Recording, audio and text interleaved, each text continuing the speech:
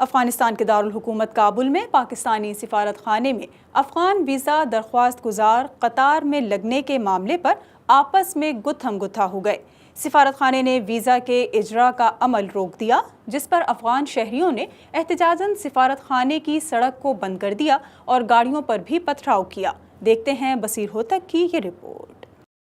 کابل میں قائم پاکستانی سفارت خانے نے ویزے کے اجرا کا سلسلہ اس وقت روک دیا جب ویزا درخواست گزار نظم و ضبط میں انتشار پیدا ہونے اور قطار کے معاملے پر آپس میں گتھم گتھا ہو گئے۔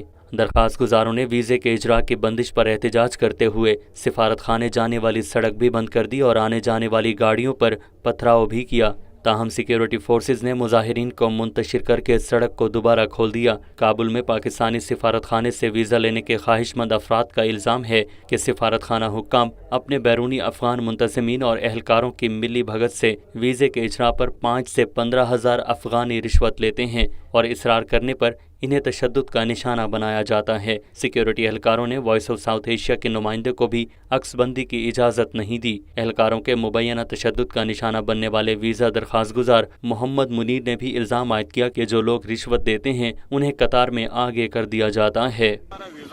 میں 2 دنوں سے ویزا لینے کے لیے صبح سویرے قطار میں لگ جاتا ہوں، لیکن جو لوگ پیسوں کے عوض ویزا لیتے ہیں انہیں آگے کر دیا جاتا ہے۔